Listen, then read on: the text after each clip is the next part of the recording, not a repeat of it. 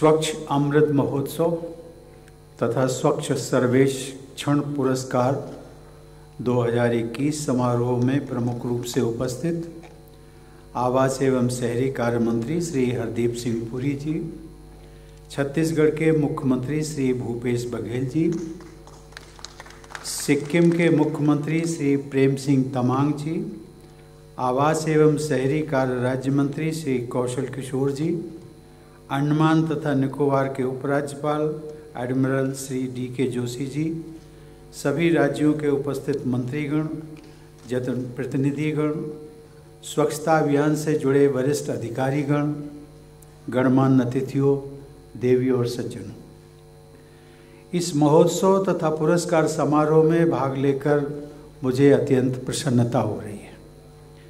सबसे पहले मैं इस वर्ष के पुरस्कार विजेताओं को हार्दिक बधाई देता हूँ।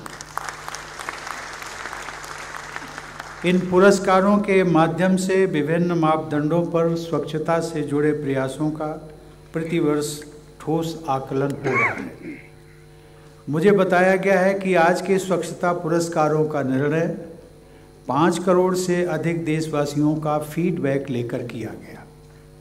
इतनी व्यापक जन भागीदारी के आधार पर तय किए गए स्वच्छ सर्वेक्षण पुरस्कार समारोह के आयोजन के लिए मैं आवास एवं शहरी कार्य मंत्री श्री हरदीप सिंह पुरी और उनकी पूरी टीम की सराहना करता हूँ।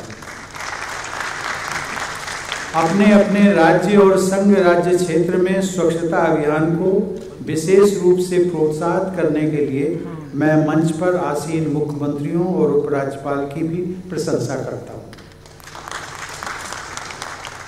देवियों और सज्जनों, इस वर्ष के स्वच्छ सर्वेक्षण पुरस्कारों का विशेष महत्व है, क्योंकि इस साल हम आज़ादी का अमृत महोत्सव भी मना रहे हैं।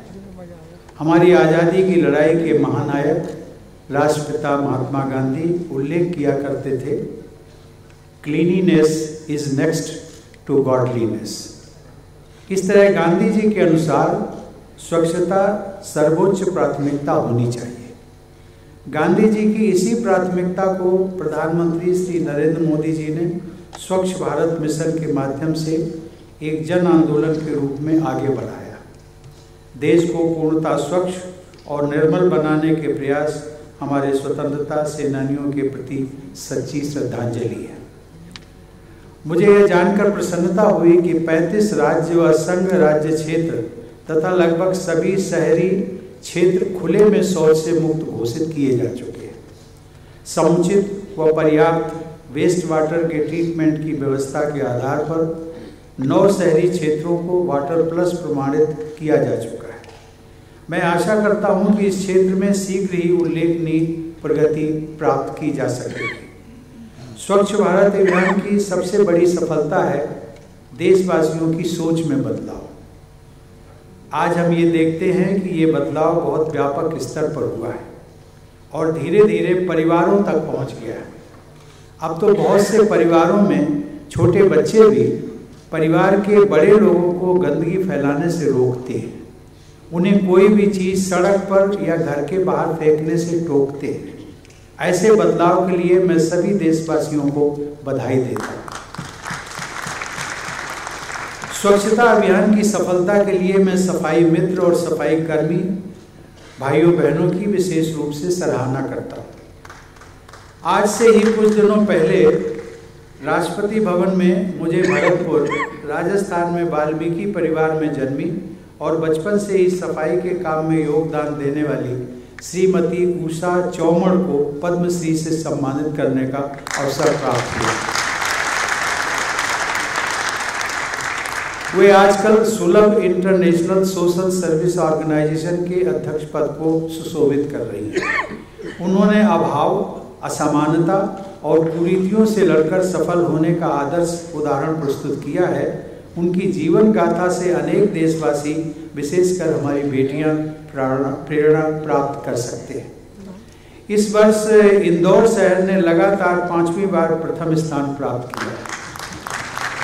पूरे देश में प्रथम स्थान प्राप्त करना तो सराहनीय है ही, पर उस स्थान को निरंतर बनाए रखना उससे भी अधिक प्रशंसनीय है।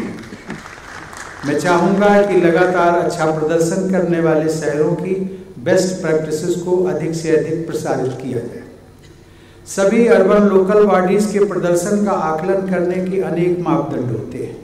मैं समझता हूँ कि उनके प्रदर्शन का आकलन करते समय स्वच्छता के मापदंड को प्राथमिकता देनी चाहिए। देवियों और सज्जनों, हमारे सभी देशवासी सुरक्षा व गरिमा के साथ जीवन बिता सके, इसके लिए भी स्वच्छता की सुविधाओं का होना अनिवार्य है। मुझे ये जानकर प्रसन्नता हुई कि दिव्यांगों और ट्रांसजेंडर्स की सुविधा के लिए भी विशेष स्वच्छता सुविधाएं विकसित की गई हैं। स्वच्छता मिशन से महिलाओं की जीवन शैली और स्वास्थ्य में सकारात्मक परिवर्तन हुए हैं। हमारी बेटियों और बहनों को पहले की अपेक्षा कहीं अधिक सुविधा और सुरक्षा उपलब्ध हो रही है। यह उल्लेखनीय है कि सामान्य जनता ने बहु बेटियों के लिए निर्मित शौचालयों को इज्जत घर का नाम दिया है। हमारे सफाई मित्रों और स्वच्छता कर्मियों ने कोविड महामारी के दौरान भी निरंतर अपनी सेवाएं प्रदान की। संवेदनशील सरकार यह सुनिश्चित करने के लिए प्रतिबद्ध है कि असुरक्षित सफाई प्रथाओं के कारण किसी भी सफाई कर्मचारी की जान जोखिम में ना पड़े। मुझे बताया गया है कि कल ही मनाए गए विश्व शौचालय दिवस के अवसर पर आवास और शहरी कार्य मंत्रालय, जल शक्ति मंत्रालय और सामाजिक न्याय एवं अधिकारिता मंत्रालय ने इस दिशा में संयुक्त रूप से पहल की है। आवास और शहरी कार्य मंत्रालय द्वारा 246 शहरों में चलाया गया सफाई मित्र सुरक्षा चैलेंज एक सराहनीय पहल है। इस चैलेंज का उद्देश्य सीवरों और सेप्टिक टैंकों की मानव रहित यानी मशीन से सफाई को बढ़ावा देना। मैं आवास और शहरी कार्य मंत्रालय को सुझाव देना चाहूँगा कि मशीन से सफाई की सुविधा सभी शहरों में उपलब्ध कराई जाए।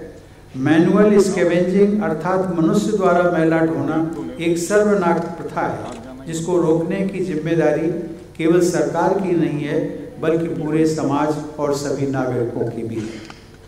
देवियों और सज्जनों, सॉलिड वेस्ट मैनेजमेंट यानी ठोस कचरे का प्रबंधन, प्रभावी प्रबंधन शहरों को स्वच्छ रखने के लिए अनिवार्य होता है। मुझे बताया गया है कि 2014 में स्वच्छता अभियान की शुरुआत से पहले केवल 18% ठोस कचरे का निस्तारण वैज्ञानिक रूप से किया जाता था, जो अब लगभग 4 गुना बढ़कर 70% हो गया है। पिछले महीने 1 अक्टूबर को प्रधानमंत्री द्वारा स्वच्छ भारत मिशन अर्बन 2.0 का शुभारंभ किया गया, जिसका लक्ष्य सभी शहरों को सन 2026 तक कचरा मुक्त बनाना है। यह जाहिर है कि कचरा मुक्त शहर के लिए जरूरी है कि घर, गलियां और मोहल्ले कचरा मुक्त रहें। इस अभियान की सफलता की जिम्मेदारी भी सरकार के साथ साथ सभी नागरिकों की भी है। हमें यह सुनिश्चित करना होगा कि सभी लोग घर पर ही गीले और सूखे कचरे को अलग अलग करके रखें। प्रायः देखने में आता है कि स्वच्छता हमारे देशवासियों के स्वभाव का हिस्सा है। लोग स्वच्छ रहना चाहते हैं। यह हमें त्योहारों के दौरान विशेष रूप से देखने को मिलता है कि सभी लोग उत्साह के साथ साफ सफाई करते हैं। मैं जब बिहार का राज्यपाल था तब मैं ये देखकर बहुत प्रभावित हुआ कि छठ पूजा के समय गांव शहर के लोग स्वयं ही गलियों और सड़कों की साफ सफाई करते हैं और सफाई कर्मचारियों की भी जरूरत नहीं पड़ती। यदि साफ सफाई के प्रति यही उत्साह वर्ष पर्यंत बना रहे तो हमारे गांव और शहर स्वच्छता की मिसाल बन सकते हैं। देवियों और सज्जनों, पर्यावरण संरक्षण भारत की परंपरागत जीवन शैली का अभिन्न अंग रहा है।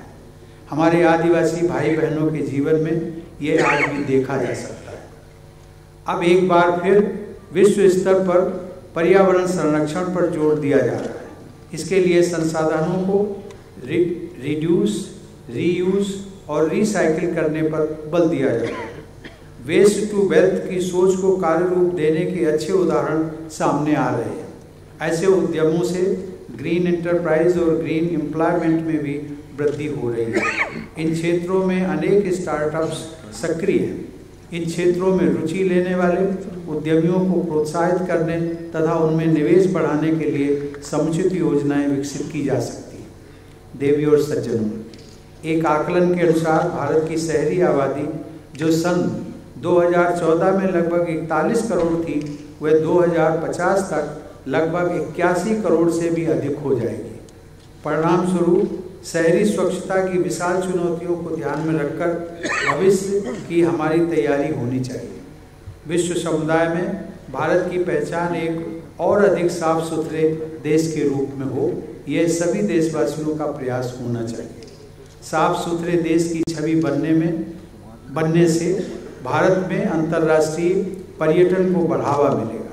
हम देखते हैं कि जिन स्थानों में ऐतिहासिक और सांस्कृतिक महत्व तथा आवागमन की सुविधाओं के साथ साथ साफ सफाई रहती है, वहाँ लोग अधिक संख्या में जाना चाहते हैं। स्वच्छता के आधार पर ही स्वस्थ और समृद्ध राष्ट्र का निर्माण संभव है। इसलिए ये अनिवार्य है कि स्वच्छ भारत मिशन अर्बन 2.0 के सभी लक्ष्य समयानुसार प्राप्त किए जाएं। इस मिशन की भावना को एक गीत में पिरोया गया है, जिसे समारोह में हम सब ने सुना भी है।